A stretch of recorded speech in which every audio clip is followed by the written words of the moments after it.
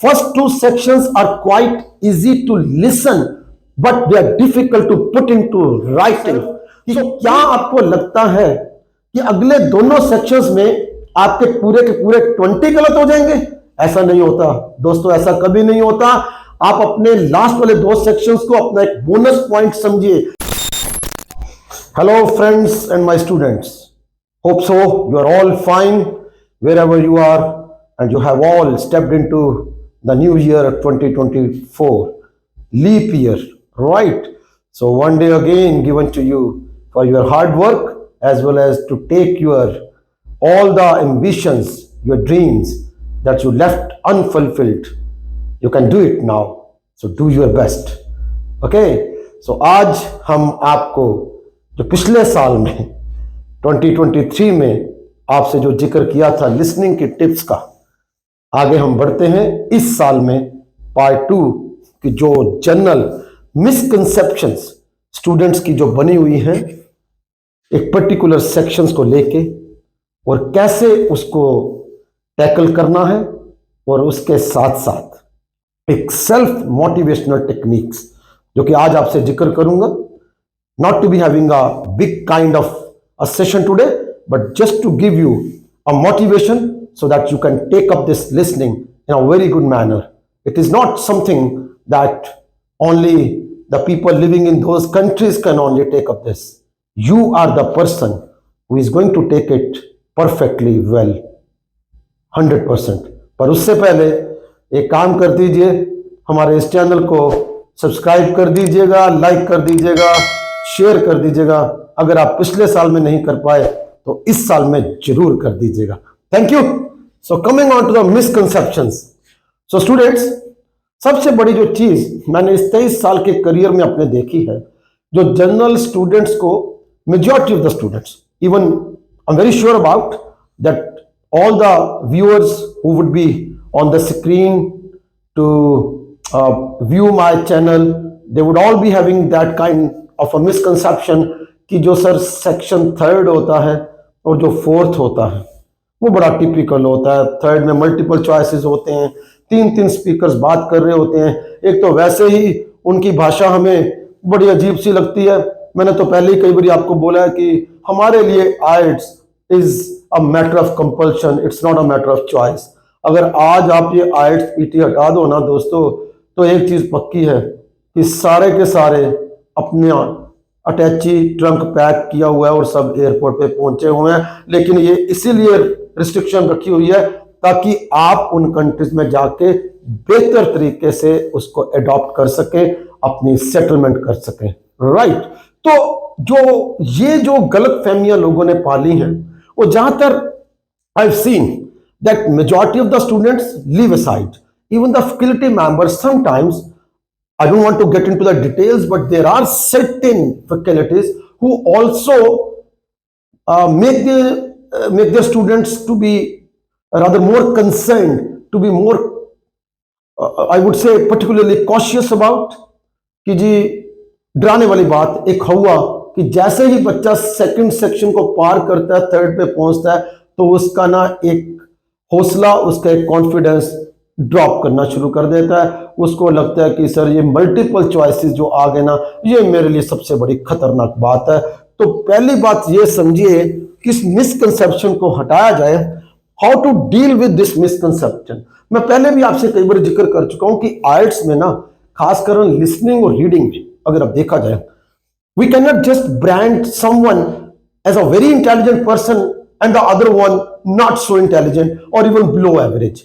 IELTS is a skill taking paper. It's not a fixed kind of a syllabus that you are going to do कि हम आपको एक guess work दे दें and you start cramming it and you just make up as the final one. No, ये एक skills हैं जो कि टाइम के साथ साथ बेहतर होते चले जाती हैं, इंप्रूवमेंट आती जाती है। Your performance is all related to the regular practice. We cannot just brand someone that guy is 100% correct in his listening or reading. It just keeps on fluctuating and day by day your improvement skills get on and on. So बात क्या है, मैं आपको एक चीज बताना चाहता हूं। मेरी जो आइल्स कराने की स्ट्रेटजी है, खासकर जो लिसनिंग है particularly, it's entirely different. I have never just followed that kind of a routine work that just to make the students doing it as a regular one, that right from the very morning or in the whole of the day they pick up the listening test section 1 2 3 4 and they keep on just ratifying cramming it. No, ऐसा नहीं है, इसमें रट्टे वाली कोई बात नहीं होती दोस्तों। बात यह है, इस चीज को समझिए कि आपके दिमाग में जो ये प्रेशर डाल दिया जाता है, एक साइकोलॉजिकल बैरियर आपके लिए क्रिएट कर दिया गया है कि जैसे ही थर्ड सेक्शन पे पहुंचोगे आपकी जो वेवलेंथ है वो टूटनी शुरू हो जाती है। मैं आपको पहले भी सेक्शन में बता चुका हूं कि अगर आप अपना पूरा मार्किंग का एक क्राइटेरिया, जो एक पैरामीटर, जो स्केल सेट किया गया है, उसको देखें तो आपको ये बात मेरी अच्छे से समझ आएगी और आप में एक सेल्फ मोटिवेशन डेवलप होगा। और मैं गारंटी करता हूं कि स्टूडेंट जो हैं 7 बैंड से नीचे नहीं आएंगे। शर्त क्या है, पहले उस चीज को समझिए डीप जाके। देखिए, आपके जो मार्किंग है 40 questions means 9 bands. It starts from the very first slab from 15 up to 19 you have 5 bands. Okay, 20 से लेकर आपके पास 22 तक 5.5, 23 से 25 6 बैंड का स्लैब शुरू होता है। 26 से 29 till 29 you have 6.5, and then when you touch the bracket of 30, you are on the threshold of 30 and 31 you have full 7 bands। तो ये मैं पहले भी आपसे जिक्र कर चुका हूं, यानी कि उसके बाद जो है वो 7.5, 8, 8.5 and till the last one 39 and 40 you have band 9। तो यानी कि एक चीज पक्की हुई कि अगर हम 30 से नीचे की अगर मैं अपनी रेंज देखूं तो उसमें ऑलमोस्ट 3 से 4 क्वेश्चंस के गैप पे मुझे एक बैंड मिलने वाला है। ठीक है ना? तो अब मैं उस चीज को कहां लेके जाना चाहता हूं, आप इस चीज को समझिएगा भली भांति, and you will get that what I want to say, you will be all happy and you will literally work on it. Now the thing is, अगर हम पहला सेक्शन देखें, जो लोगों को ये वहम है कि सर थर्ड सेक्शन जो होता है बड़ा मुश्किल हो जाता है, एमसीक्यूज आ जाते हैं, 4 में फिर फिल इन द ब्लैंक्स आ जाते हैं, you have to fill up those gaps with a condition not more than 3 words. तो कई बारी जो आपका सेकंड सेक्शन भी होता है उसमें भी छोटे छोटे एमसीक्यूज रहते हैं। अब देखिए, जो फर्स्ट क्वेश्चन है, अगर जनरली फर्स्ट सेक्शन को आप देखें, उस फर्स्ट सेक्शन में ज्यादातर एक पर्सनल डेटा, पर्सनल इंफॉर्मेशन की बात की जाती है। भाई, 2 लोग आपस में बात कर रहे हैं, कोई बंदा किसी होटल में आया है, किसी लाइब्रेरी में आया है, अपनी एडमिशन के लिए लेने आया है, so there is a one staff member who is sitting on the front desk, so he और she is going to take initial information to fill up the form, and the student और the entrant whosoever they just try to share the detail।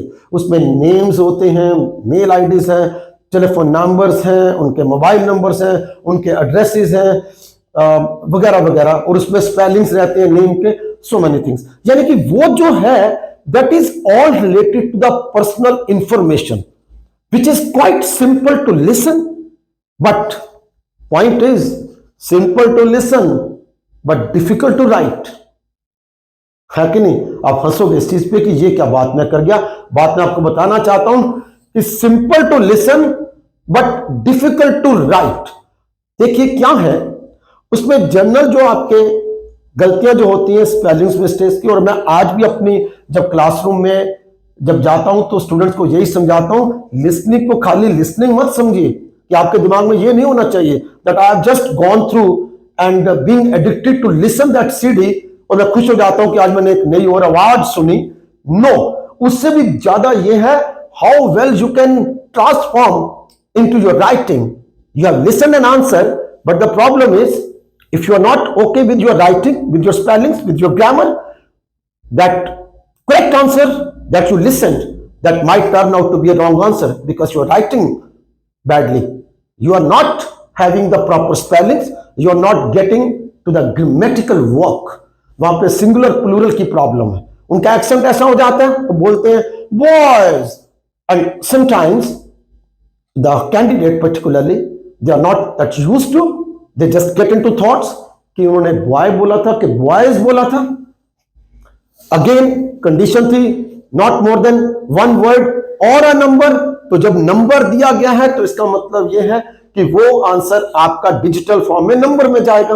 और अगर one word की condition है, you have listened an answer but the problem is, now there is again a problem कि आपने सुन लिया और आपने दो वर्ड लगा दिए, कंडीशन वहां पे वन वर्ड थी, या आपने स्पेलिंग देखिए। कई बार क्या होता है लिसनिंग में, प्रॉपरली एक चीज और समझिए कि यूएस और यूके के दोनों को एक्सेंट को हम कवर करते हैं, दोनों के स्पेलिंग्स ठीक माने जाते हैं। There are particular spelling like अगर मैं एग्जांपल दूं, labour, LABOUR, this is what we are writing in the UK accent.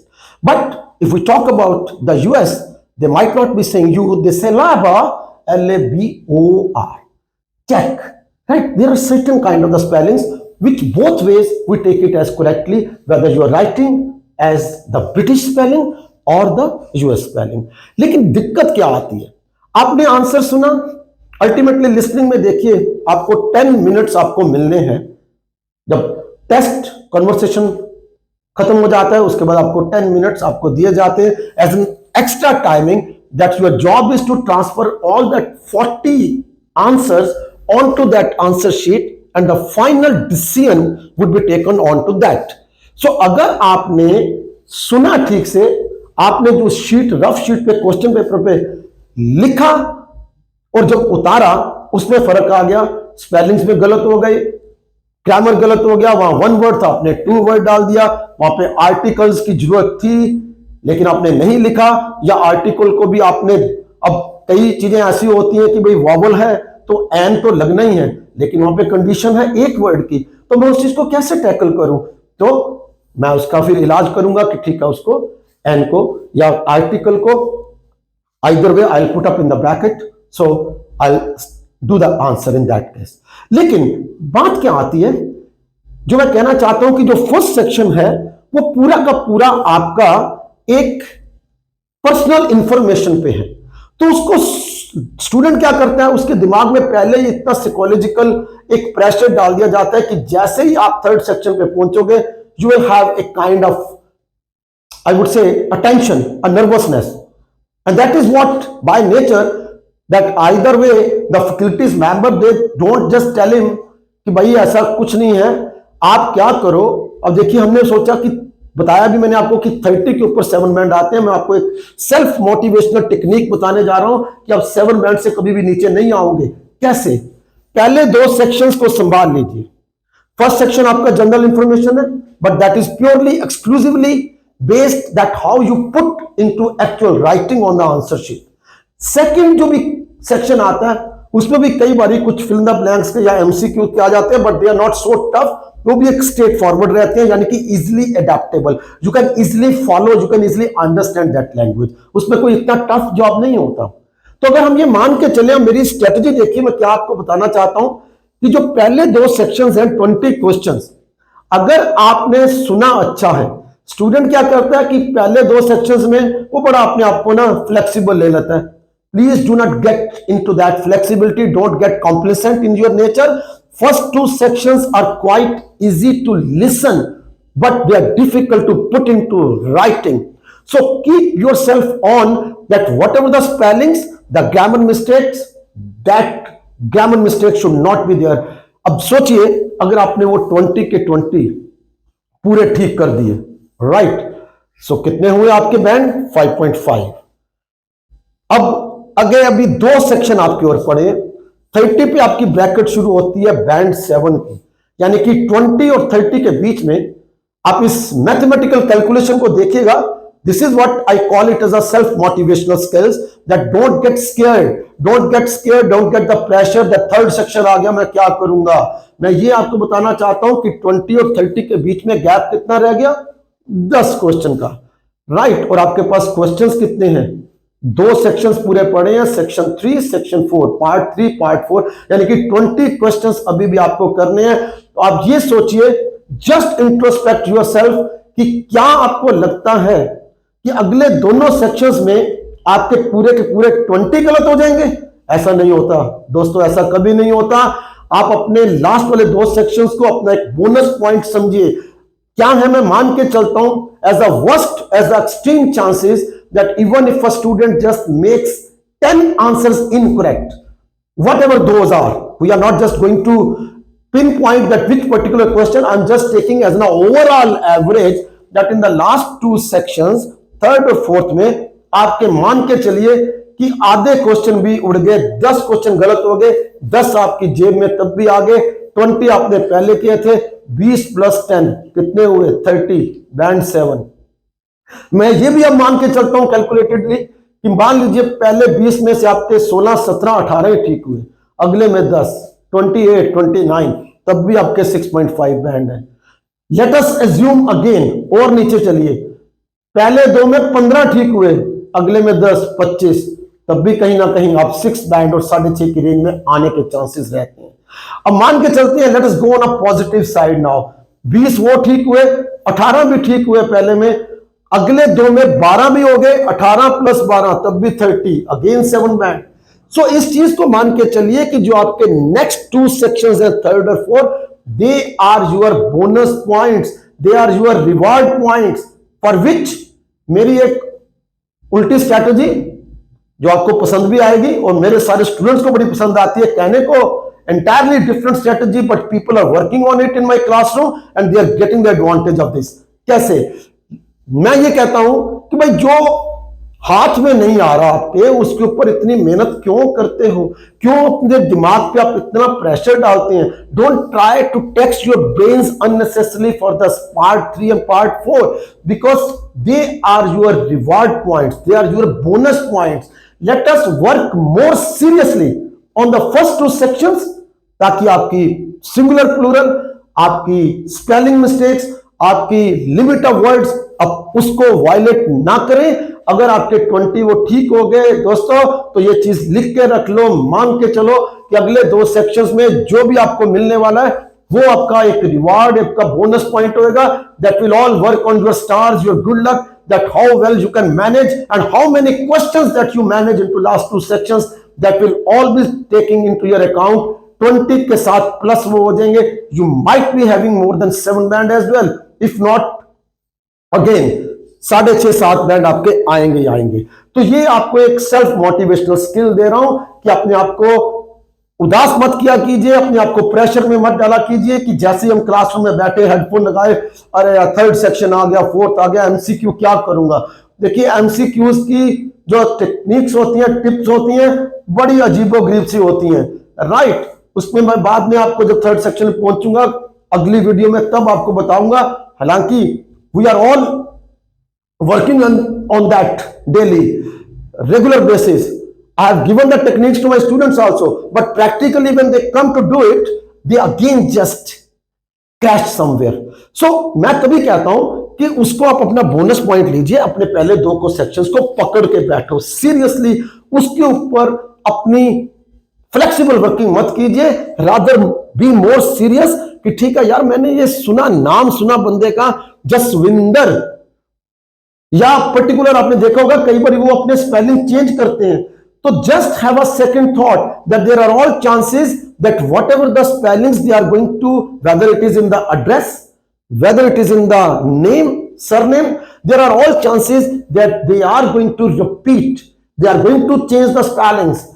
We है कि डब्ल्यू है, एक्शन का फर्क आ जाता है, and you have to be very careful about. So pick up the 2 options and finally look into कि यार उसने दोबारा वो बोली थी तो मैं उसको देखूं क्योंकि उसने चेंज किया था, ऐसा ना हो कि आप पहले वाली को लिखाएं। तो आपकी राइटिंग पे निर्भर करेगा कि आप किस तरह से उसको मेंटेन करते हैं ताकि आपके दोनों सेक्शंस वो अच्छे से जाएं। थर्ड और फोर्थ के ऊपर इतनी टेंशन मत लीजिए, be very flexible on to that, be very smooth in to your nature, you will all be in the bracket of 7 bands. So this was my general session for you, so I had to give how to deal with the misconceptions and how to get yourself motivation। तो दोस्तों आज के लिए इतने काफी। मेरे इस channel को सब्सक्राइब कीजिए, नीचे वाले नंबर पे कॉल करके आपकी कोई क्वेरीज है 9416021645 पे मुझे कांटेक्ट कीजिए, मैं आपकी क्वेरीज को एड्रेस करने की भरपूर कोशिश करूंगा और अगले सेशन में आपको फिर लिसनिंग के बारे में फिर लेके चलूंगा। तब तक के लिए good luck, bye, thank you.